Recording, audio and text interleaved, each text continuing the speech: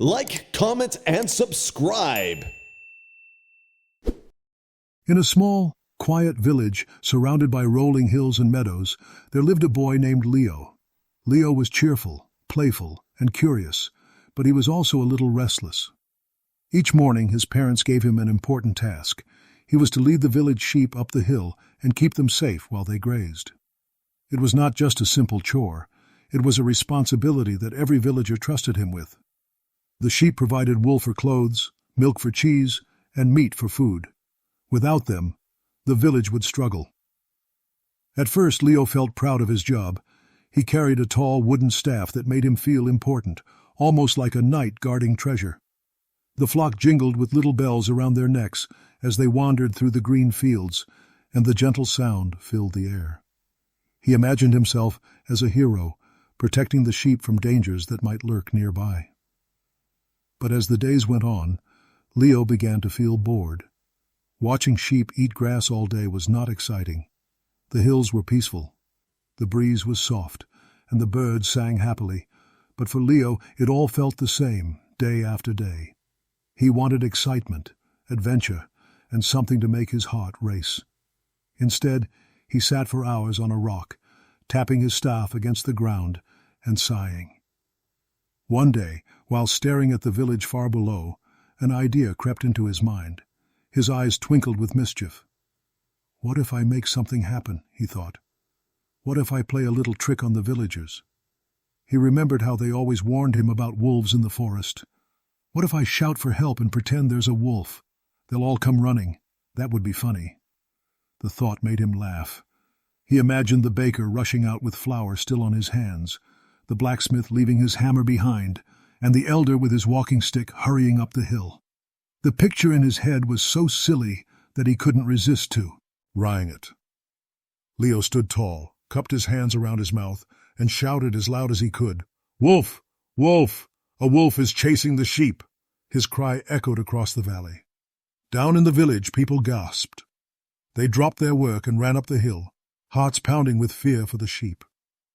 When they arrived, however, there was no wolf. The sheep were calm, munching grass as if nothing had happened.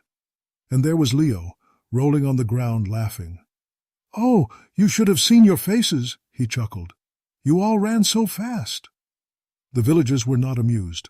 The elder frowned and shook his head. "Leo, do not joke about such things. Wolves are dangerous. This is not a game." The others murmured in agreement and walked back, disappointed. But Leo only smiled to himself, already thinking about how much fun it had been. The very next morning, Leo again led the sheep up the grassy hill.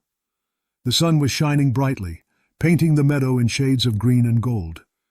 The bells around the sheep's necks jingled softly as they moved, and birds flew overhead. It should have been a peaceful, happy day, but Leo felt restless again. He sat on a rock, twirling a stick in his hands. "This is so boring," he muttered. "All the sheep ever do is eat, eat, and eat. Nothing exciting ever happens here." Then he remembered how the villagers had run to him the day before. The memory made him grin. "That was fun. They looked so silly. Why don't I try it again?" Leo stood up, puffed out his chest, and shouted even louder than before, "Wolf! Wolf! A wolf is chasing the sheep!" His cries echoed across the valley. Down in the village, the people stopped what they were doing.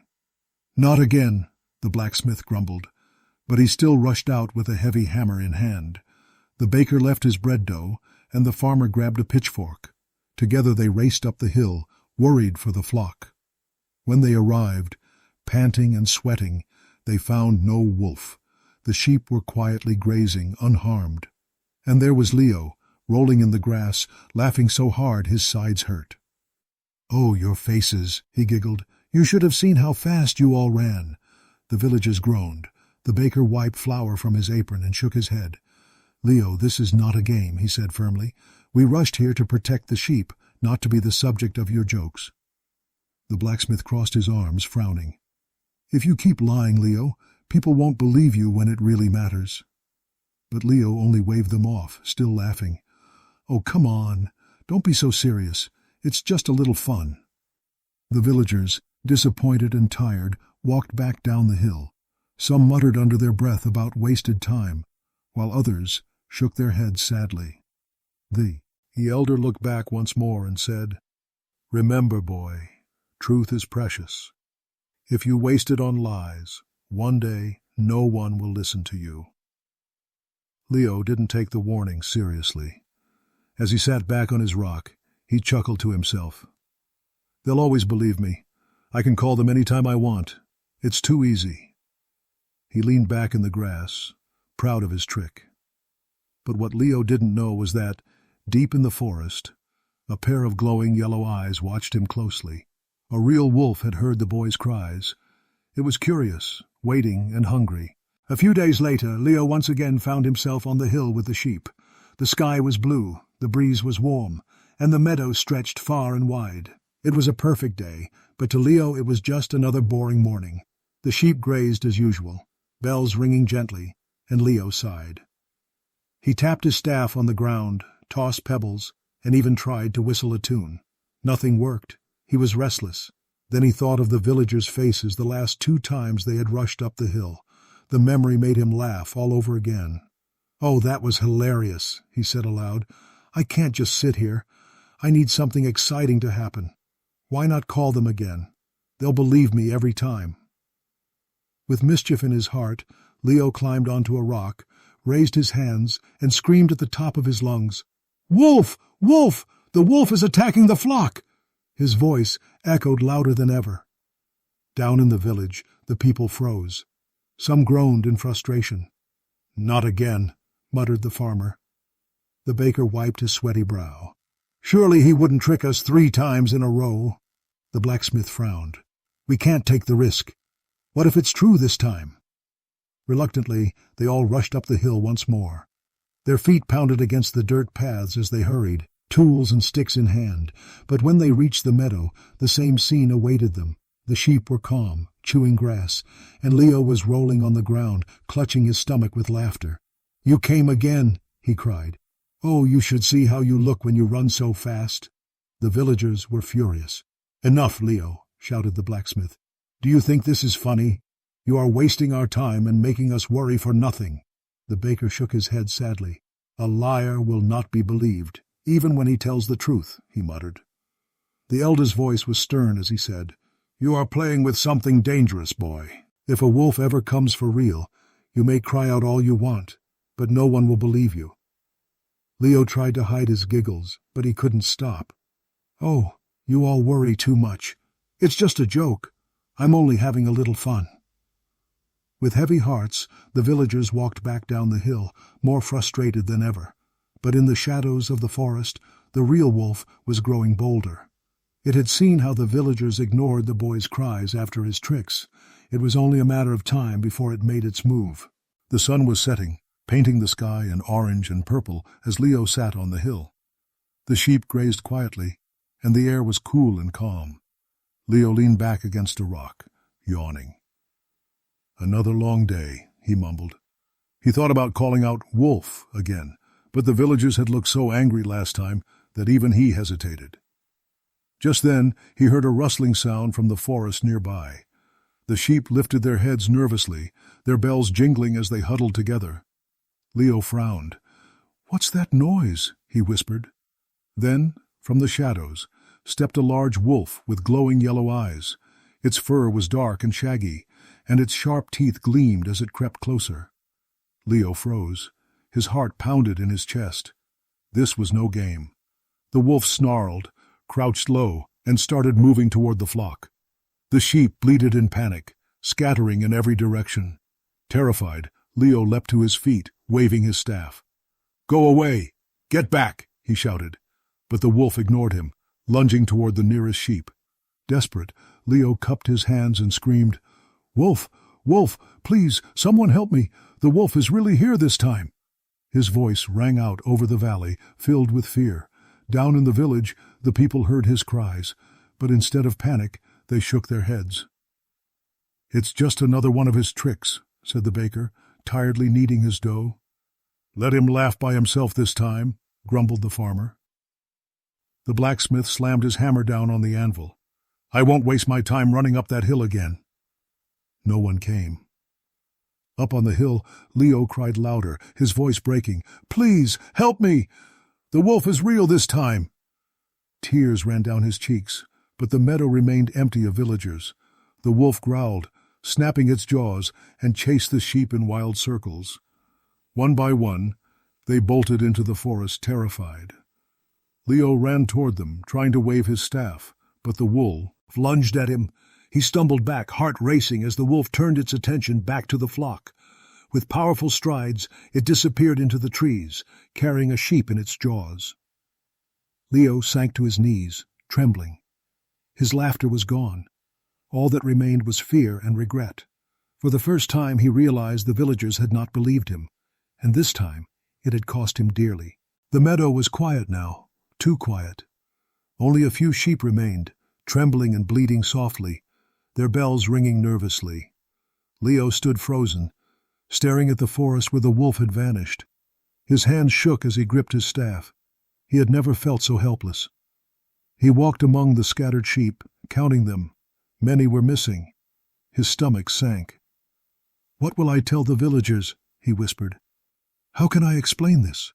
Tears stung his eyes. He sat on the grass, burying his face in his hands. "Why didn't they come?" he cried. "I needed them. The wolf was real this time." But deep in his heart, he knew the answer. He had lied too many times.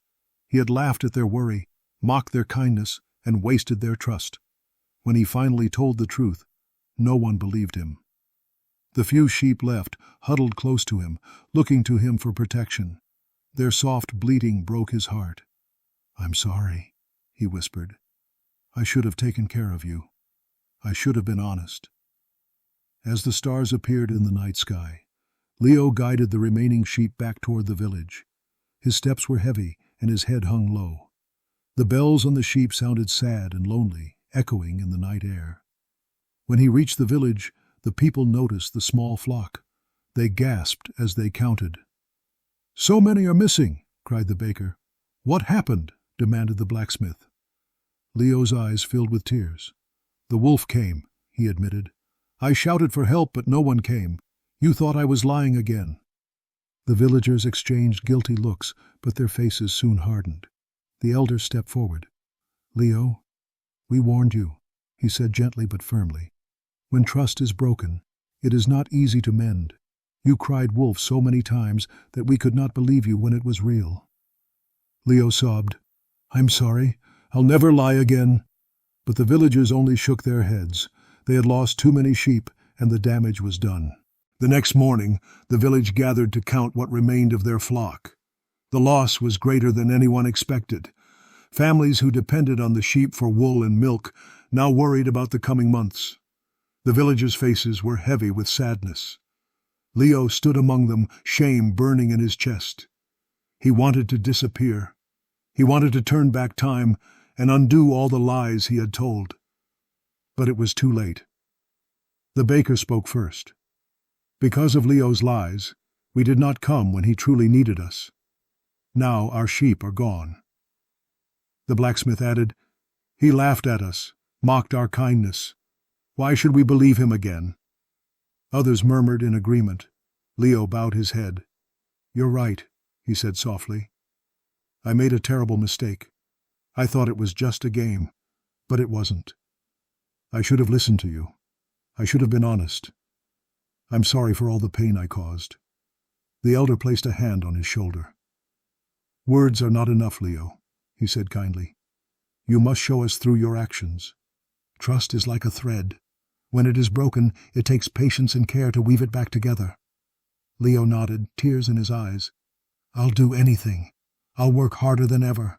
I'll never tell another lie." And so, from that day on, Leo changed.